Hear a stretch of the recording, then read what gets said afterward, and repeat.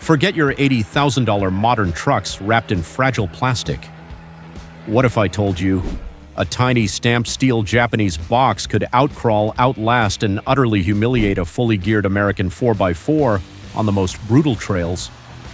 Today, we are exposing the 10 most indestructible, physics-defying Japanese mini 4x4 vehicles ever built.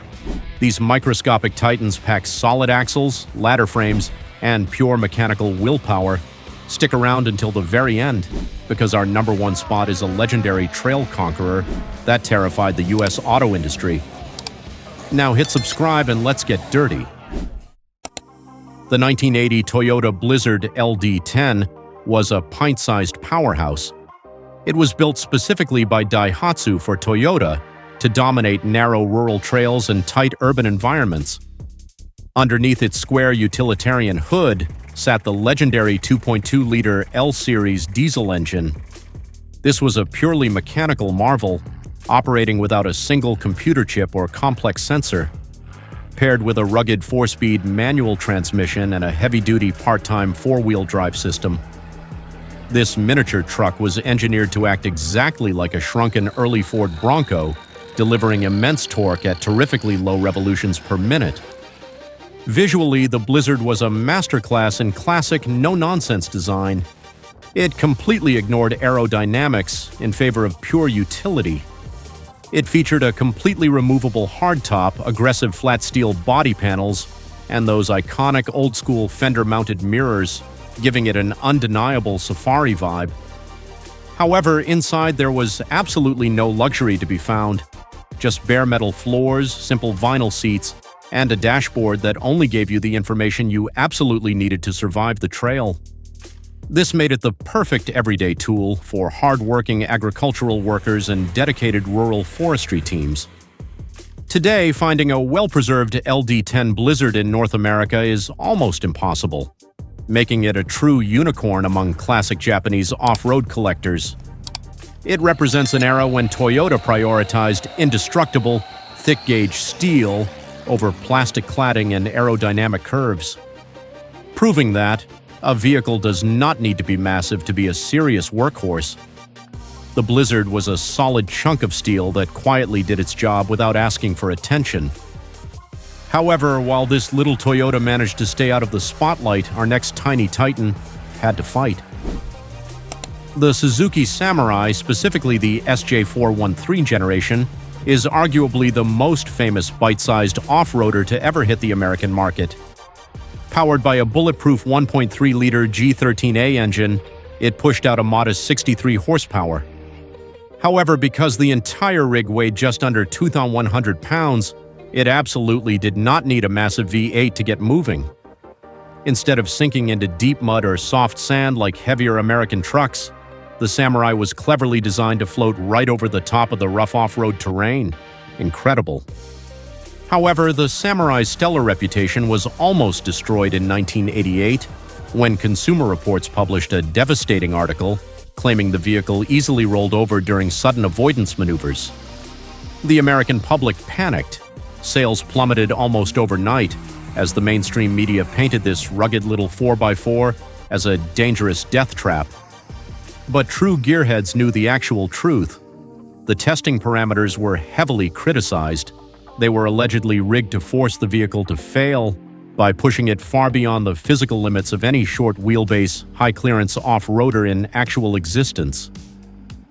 Decades later, the Suzuki Samurai has completely vindicated itself, becoming a highly sought-after platform for hardcore off-road builds across the United States. Enthusiasts love it because you can fix almost anything on it with a basic socket set and a heavy hammer, completely ignoring the noise of the 1980s media scandal today. While the Samurai eventually proved its absolute innocence on the trails and won the hearts of millions, Daihatsu was busy building a mechanical machine whose very name sounded like a serious physical threat to the environment. Enter the Daihatsu Taft, specifically the F10 and F20 generations. A machine that looked like it was forged from a single block of iron. What most people do not know is that TAFT is actually an acronym standing for Tough and Almighty Four-Wheel Touring Vehicle. a name that perfectly summarized its aggressive, no-compromise attitude. Introduced in 1974, it was essentially Japan's answer to the classic Willys CJ2A Jeep. It utilized a bulletproof 1.6-liter 12R engine sourced directly from Toyota, bolted directly to a robust ladder frame. The exterior design of the Taft was as blunt and unrefined as a heavy sledgehammer. Featuring flat windshields, exposed door hinges, and a stamped steel grille that looked like it belonged on heavy construction equipment. The cabin was utterly Spartan, completely devoid of anything remotely resembling comfort. There was absolutely no carpeting and no sound-deadening material. That is right, it offered just pure, exposed metal and mechanical levers for the heavy-duty transfer case. It was utilized heavily across the globe in commercial applications, serving reliably as a seriously tough military transport. In places like Australia, they brilliantly marketed this indestructible steel box as the Daihatsu Wildcat, cementing its legacy as a cheap, unkillable alternative to the much more expensive Land Cruisers of the era. The Taft proved that, as long as you have enough steel and a proper low-range gear, you do not need a $100,000 rig to conquer the wilderness. But as the 1980s came to a close, buyers started wanting a little more driving comfort, paving the way for a revolutionary new 90s off-road icon. When the Suzuki Vitara, widely known in the United States as the Sidekick, dropped in 1988, it completely revolutionized the compact sports utility vehicle market forever. It smartly took the rugged, body-on-frame DNA of the Samurai and successfully wrapped it in a much more civilized aerodynamic exterior package. Power reliably came from a peppy 1.6-liter G16A four-cylinder engine, offering a massive upgrade in high-speed highway drivability without ever sacrificing its dirt credentials. It retained a true part-time four-wheel drive system with a strong high and low-range transfer case. The Sidekick hit the absolute sweet spot for an entire generation of drivers, those who wanted to commute comfortably to the office on Friday and rapidly blast through sandy beaches on Saturday. It prominently featured those beautiful manual locking hubs right on the front wheels, giving off-road drivers that highly satisfying tactile physical click when it was finally time to leave the slick pavement behind. Amazing. With its removable soft-top options and vibrant retro 90s paint schemes, the Sidekick quickly became the ultimate beach cruiser and trail pioneer along the beautiful California coastline. Today, pristine low-mileage examples of the Suzuki Sidekick are rapidly soaring in collector value as the entire world nervously catches on to the nostalgia of purely mechanical 90s vehicles. It impressively proved that you could easily have a comfortable daily ride without resorting to weak, car-based unibody platforms that fold under intense off-road pressure. The Sidekick effortlessly brought much-needed comfort directly to the dirt. But if you wanted a vehicle that makes an American pickup look fat and incredibly lazy, you need this next pocket-sized legend immediately. The Suzuki Jimny, specifically the classic kei-class legacy models, is without a doubt the ultimate underdog of the worldwide off-road community. Heavily restricted by very strict Japanese government regulations regarding physical size and total engine displacement, engineers bravely had to extract every single ounce of raw performance out of tiny power plants, like the F5A three-cylinder turbocharged engine. Despite its totally laughable physical footprint and an engine block smaller than a motorcycle, it was solidly bolted to a rigid steel ladder frame with solid axles positioned both front and rear. Because it barely weighed around 1,500 pounds, the brilliant little Jimny completely defied the normal laws of physics while on the dirt trail. There are literally countless home videos rapidly circulating the internet, showing these tiny micro-trucks easily maneuvering through deep, slushy winter snowbanks while aggressively pulling heavily modified, completely stuck American heavy-duty trucks straight out of the icy ditch. Insane. It was the absolute weapon of choice for Japanese forestry workers, rural postal carriers, and alpine farmers. People who strictly needed to safely navigate physically narrow mountain trails. Across Western Europe, especially inside Germany and the United Kingdom, the Jimny gained a massive cult following. It was seen as the cheapest, most indestructible off-road dirt toy that any money could possibly buy. It is the living embodiment of the famous giant killer ethos. Easily embarrassing million-dollar customized off-road builds with absolutely nothing more than skinny tires and sheer mechanical stubbornness. The Jimny is undoubtedly a giant killer. But Mitsubishi decided to take literal Paris-Dakar rally winning heavy-duty technology and aggressively shrink it straight down in the hot washing machine right now. If you are missing the golden days of real mechanical transfer levers, solid steel frames, and having absolutely no computer screens dictating exactly how you drive, hit that like button, subscribe, and ring the bell right now. This strictly helps the YouTube algorithm show this gritty mechanical history to more hardcore people who respect real heavy machines. Now let us jump right back into the absolute madness. In 1994, Mitsubishi looked intensely at their massive, world-dominating Pajero sport utility vehicle that had been completely crushing the grueling Paris-Dakar rally and confidently decided to cram that exact same DNA into a microscopic K car. The final result was the Pajero Mini, an absolute marvel of mechanical space packaging. Under the tiny front hood sat the incredible 4A30 20-valve turbocharged engine. An engineering masterpiece displacing only 659 cubic centimeters, but aggressively revving like a high-speed racing superbike. It sent massive power through Mitsubishi's brilliant Easy Select four-wheel drive system. From the outside, it looked exactly like a highly detailed half-scale replica of the full-size Pajero, complete with aggressive plastic fender flares, a rugged rear-mounted spare tire, and a heavy-duty front skid plate. It was meticulously designed for the modern urban dweller, those who lived in cramped Tokyo apartments, but actively spent their winter weekends blasting up icy logging trails in the steep mountains. The suspension was highly advanced for a K vehicle. It effectively utilized a McPherson strut front and a multi-link rear, allowing it to easily absorb punishing rocky ruts at extremely high speeds. The Pajero Mini was a serious technological flex, ultimately proving that Mitsubishi could seamlessly take world-class desert rally engineering and successfully apply it to a vehicle that could legally park entirely sideways on a city street. Impressive. It was impressively fast, it was highly capable, and it sounded absolutely ferocious when the tiny turbocharger aggressively spooled up. Cramming rally tech into a tiny kei car is impressive.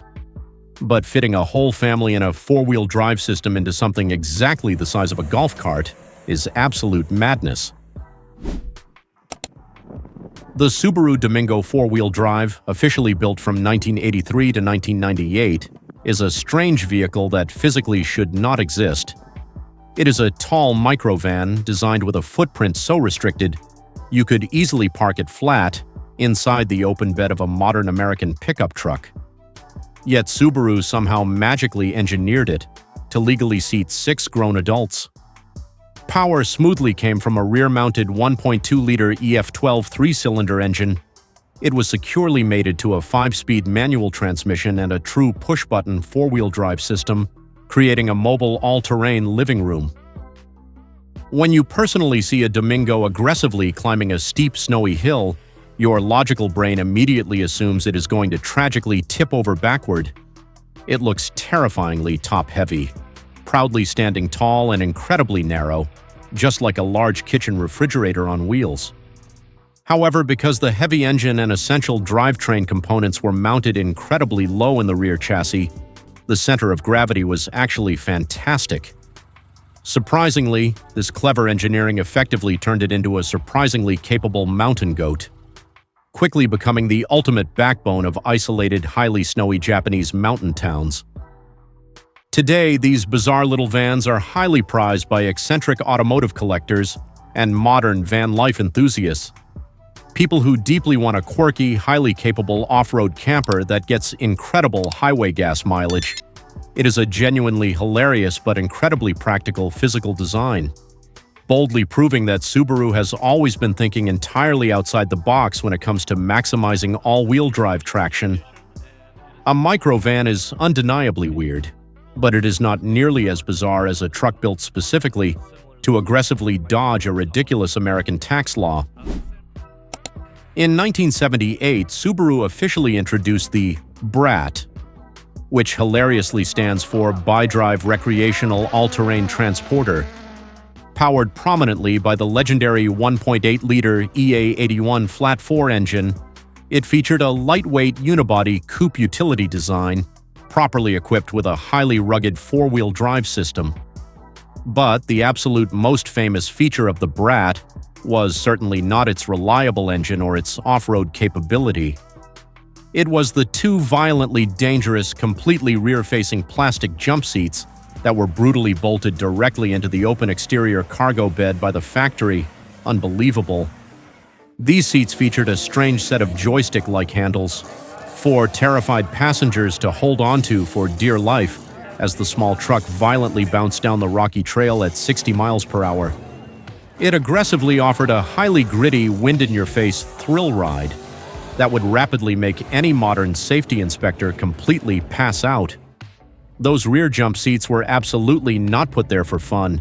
They were a brilliant corporate middle finger directly pointed at the United States government, effectively circumventing a massive legal financial penalty that threatened all imports.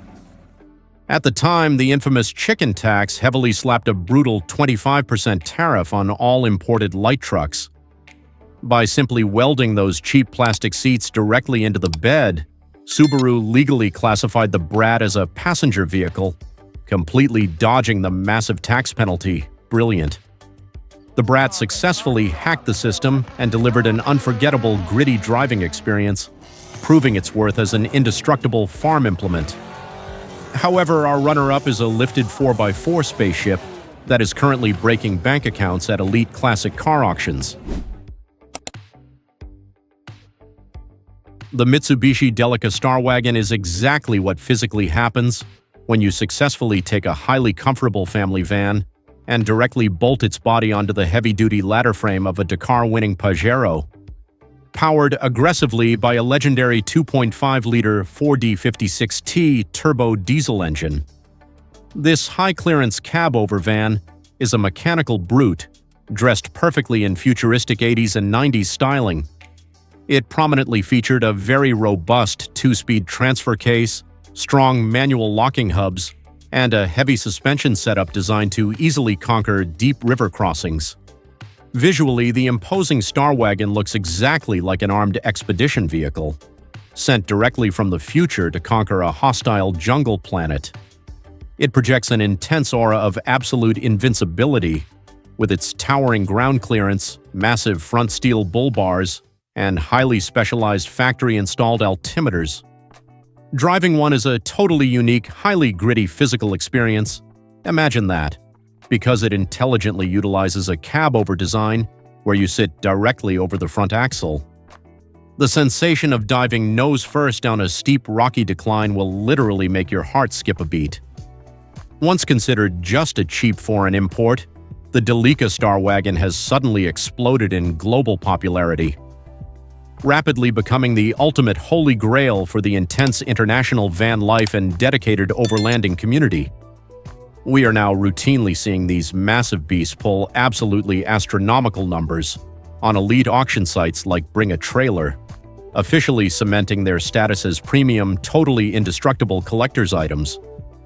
The rugged Delica is definitely the ultimate adventure van, but our final machine completely abandons traditional rubber tires for something you would expect on a military battlefield.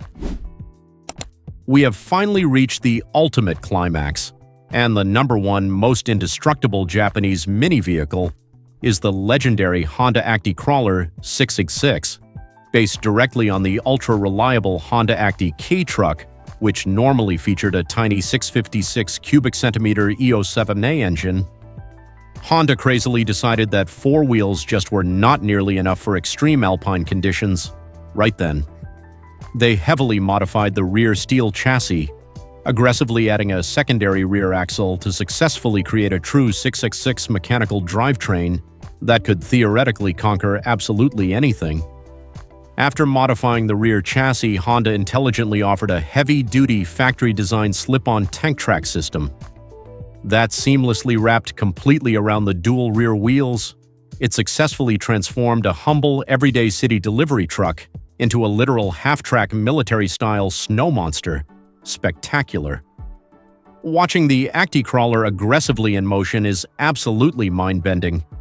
The heavy metal tracks violently chew through deep powdery snow, slick frozen mud, and highly jagged ice.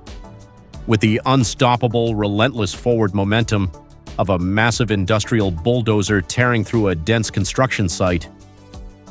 Because the tracks intelligently distribute the truck's extremely light weight over a massive surface area, it practically floats completely over treacherous terrains that would instantly swallow a heavily modified Jeep Wrangler. Because they were so highly specialized and extremely expensive to officially build, the Honda Acty crawler remains an ultra-rare mechanical anomaly.